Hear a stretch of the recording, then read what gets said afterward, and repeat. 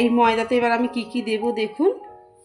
প্রথমে আমি এখানে এই যে নুন আর চিনি একসাথে নিয়েছি আপনাদের দেখানোর জন্যে, এটা আমি দিয়ে দিলাম। তারপর দেব বেকিং পাউডার 1 চামচ দিলাম, হাফ চামচ দিলাম বেকিং সোডা। এটা আমি এবার ভালোভাবে মাখাবো।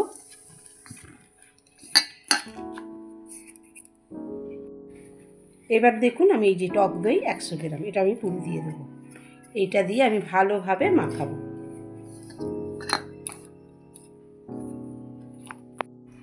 এবার অল্প অল্প জল ছড়িয়ে ছড়িয়ে মাখবো।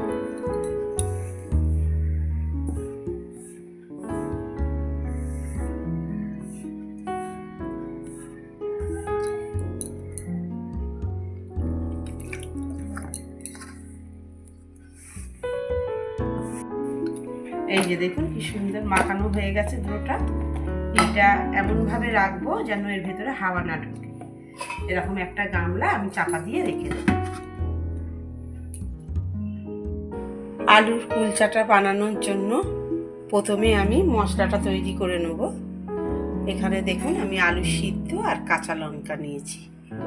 আর এই আলু সিদ্ধটা মাখানোর জন্য আমি অল্প একটু সাদা তেল নিলাম।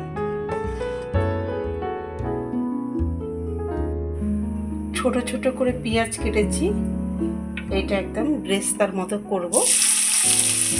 অল্প একটু দেবো, আপনারা পেঁয়াজ নাও দিতে পারেন বা নাও ভাজতে পারেন, কাঁচাও দিতে পারেন, আমি ভেজে দেব। আলুটা দেখুন আমি এটা ভালোভাবে একটু মাখিয়ে নেব। খোসাগুলো আমি ছাড়িয়ে নিচ্ছি।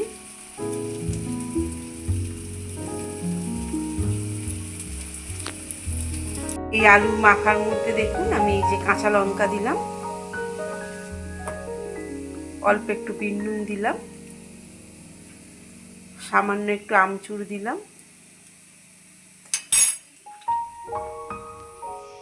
অল্প একটু কাশ্মীরি লঙ্কার গুঁড়ো দিলাম, এটা কালারটা আনার জন্য। এটা আমি ভালো করে হাতে মাখবো। এবার এর উপরে আমি পেঁয়াজের বেরেস্তাটা দিয়ে দিব। এইটা এই কুলচা আলু কুলচা এই মশলাটা আমার হয়ে গেল। এই যে আলুটা দেখুন কুলচার আলু মাখা হয়ে গেছে মশলাটা। এবার ময়দার লেচিগুলো করব। এই দেখুন কত সুন্দর নরম হয়েছে। এবার আমি এগুলো লেচিগুলো করে নেব। একটু হাতে তেল নিয়ে নিলাম, এরকম বড় বড় করে করব।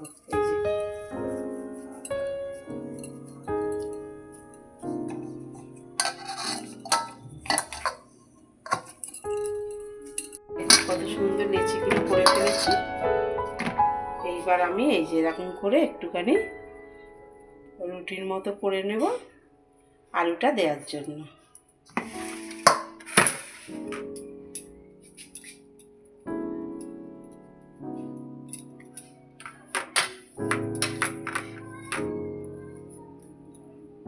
এটা দিয়ে এবার মুখটা বন্ধ করে দেবো।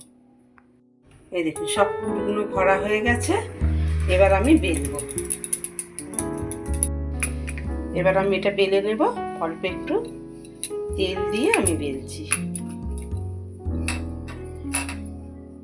ঠিক বেলবো দেখুন এইভাবে, যেন আলুর পুরটা না বেরিয়ে যায়।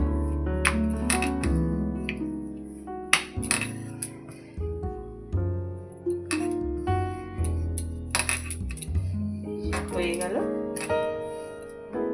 এর মধ্যে অল্প একটু কালো জিরে দিলাম আর অল্প একটু ধনে পাতা দিলাম। এটা দিয়ে আবার একটুখানি বেলে দেবো।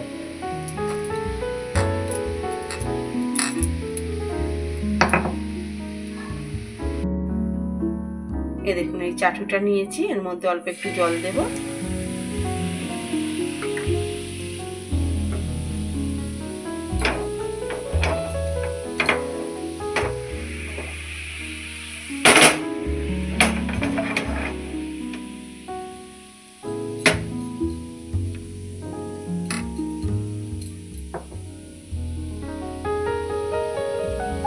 এবার আমি এটা দিয়ে দেবো এই জলের মধ্যে, দিয়ে এটা আমি ঢাকা দিয়ে দেবো।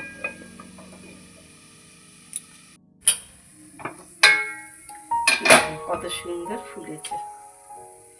এবার এটা আমি আস্তে আস্তে উল্টে দেব।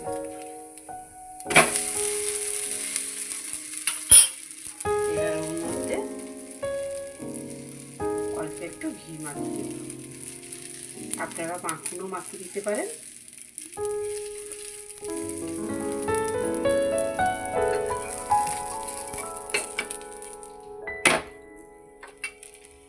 ওর উপরটাও দেব।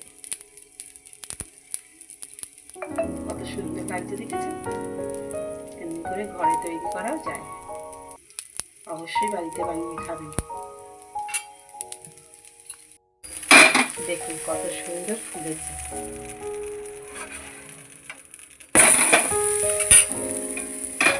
এরকম আমরা প্রায় বাড়িতে বানিয়ে খাই, আপনারাও খাবেন আমি যেইভাবে বানালাম।